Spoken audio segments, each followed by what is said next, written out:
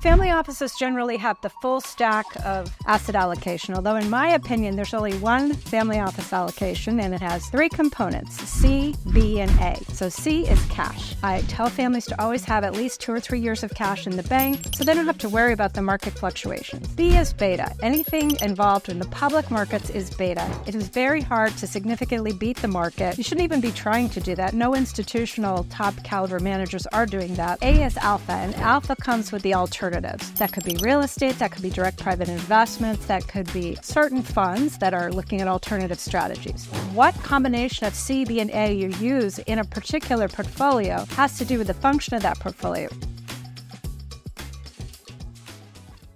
Welcome to Billionaire Brain Trust, our newest YouTube series that will take you behind the scenes into candid conversations with billionaires and those who work with them. Hosted by Steve Woodruff, who brings a unique perspective as a family office advisor. Billionaire Brain Trust will feature exclusive interviews with billionaires and the key players in their organizations, offering viewers a rare glimpse into their stories, decision-making frameworks, and what they are excited about right now. Whether you're an aspiring entrepreneur, a seasoned investor, or simply curious about the world of the ultra-wealthy, Billionaire Brain Trust will help you think bigger and achieve more.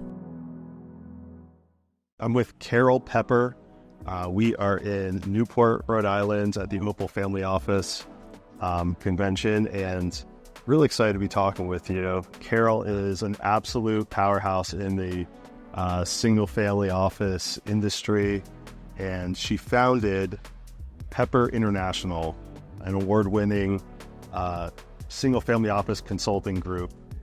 And so I just really appreciate the time. Great to be talking with you. I know you guys help with helping wealthy families found the family office, create the structure, also act as an external CIO to families. Yeah. So I appreciate it. Thanks for being with us. Thank you. It's great to be here. This is a wonderful conference here in Newport. Opal does a great job every year. And we convene a whole bunch of single-family offices and allocators and interesting products. And it's a great time where people build a lot of relationships. This conference has been going on for at least 20 years. Yeah. I think I've been here almost the entire time. So it's a fantastic gathering. You know everyone. When we walk down the hallway, everyone's grabbing you, trying to get your attention and talking to you. So it's great to see. Thanks. Tell us more about the external CIO role. Why is a wealthy single family going to be hiring an external CIO as opposed to creating or finding their own internal CIO that only works with them? What's maybe the advantage? Sure. Well, I created Pepper International in 2001, and for 23 years I've been actually setting up the family offices and acting as an external CIO. So if you're under $5 billion in assets, a lot of times, frankly, you don't really need a full-time CIO. You often have multiple managers, and you definitely need somebody who's only on the side of the family, taking their side, who's not compensated by kickbacks or anything from the manager. So it's important to have that independent role that's free of conflicts of interest. But oftentimes, a full-time, full-blown CIO at the caliber that you would like to have might cost you millions of dollars a year, and it's just too big of a budget item for what you really require. So I created a business where I'm sort of a fractional CIO for several single-family offices. I never do more than a few at a time. But that way, they get that high-caliber CIO, but they only pay for the amount of time that they require. Okay, makes sense. Mm-hmm. Do you help them allocate into public markets and then also private alternatives? Yeah, family offices generally have the full stack of asset allocation, although in my opinion, there's only one family office allocation, and it has three components, C, B, and A. So C is cash. I tell families to always have at least 2 or 3 years of cash in the bank, so they don't have to worry about the market fluctuations. Yeah. That's very important. Take some chips off the table and put them on the side. B is beta. Anything involved in the public markets is beta. It is very hard to significantly beat the market. Sure. You shouldn't even be trying to do that. No institutional top caliber managers are doing that. So cash and then beta. And then A is alpha. And alpha comes with the alternatives. Great. That could be real estate. That could be direct private investments. That could be certain funds that are looking at alternative strategies. Yeah. So what combination of C, B, and A you use in a particular portfolio has to do with the function of that portfolio. Is this a multi-generational trust for your kids?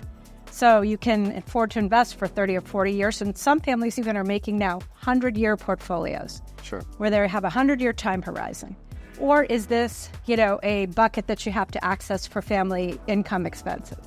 So the asset allocation is really driven by the function of the portfolio. Yeah. And then you weight those three components depending on what's required. Great. Yeah, really helpful. So let's talk about the alpha section and the alternatives. You mentioned real estate, private equity, I assume. Are you finding the deals entirely and bringing them to the families? Are they bringing ideas to you? I assume. It goes both directions. So I would say, obviously, all the family offices generally have 3 to 5 or even 10 private banks who are always pitching what we call on-platform deals. But a lot of the really interesting deals are happening family to family. So they're co-investing as equals. There may not be a GPLP strategy, so nobody's paying fees to anybody. Everybody's putting in their money and working together. And oftentimes you'll see, say, one family that is expert in robotics and another family that has a lot of cash and doesn't know anything about robotics getting together because they share a lot of the same family values and they actually want to, have their kids work together on projects in the future. Right. We have families, for example, where one family's from Mexico, another family's from Sweden, and they come together and they do work together. Yeah, that's cool. So that's really exciting because it's often we're trying to form relationships not just for this particular deal, but literally for deals that are going to go on for multiple generations between the two families. So it's often a very long-term partnership. Yeah. And who kind of leads the deal depends on who has the expertise. So if you have a ton of expertise in real estate and I have a ton of expertise in deep tech, we may find ways to come together and build something entirely new. I was just talking to a gentleman here who's building certain kind of space launching platforms, literal physical platforms, and that's going to be put in near Cape Canaveral. So Great. You just never know. But I think that there's a real hunger to find other families and do direct deals with them.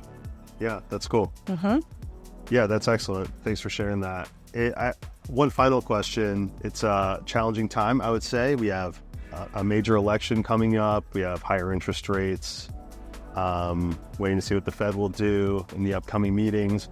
But how are you navigating that? What are you looking for in terms of opportunity specifically right now? Well, it's very interesting. I would say all over the world, it's not really in the public domain or in the public view, but I would say that most major family offices are stockpiling two things: some Bitcoin because the prices are low, and gold.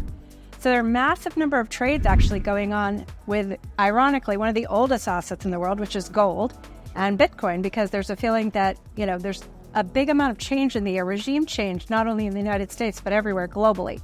So there's a tremendous amount of looking at hard assets, and at the same time, artificial intelligence, Bitcoin, all these new things coming online. So I think while it's insecure, gold is suddenly come back on people's radar in a way I haven't seen in years. Yeah, sure. Countries as well as regions of of big countries like China, big regional governments buying gold, governments in the UAE buying gold, and then families in the United States as well. So that's been kind of interesting and unexpected.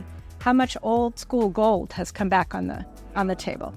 But I would say in addition to that, obviously anything to do with artificial intelligence, any real practical and not terribly expensive application is moving forward. I would say, for example, in Europe, the Carbon Border Adjustment Mechanism, or CBAM, is coming online in the next 2 years. That means that the carbon credit markets are going to become this entirely new asset class, and it is happening whether people like it or not. So you're seeing a lot of people looking into new technologies that will help capture carbon, or gas flares, capping oil wells, enriching agricultural soil. So in the rest of the world, those topics are very hot. Climate tech, fintech, artificial intelligence, but ironically also gold, diamonds, and gemstones. So it's a strange time. Yes, exactly.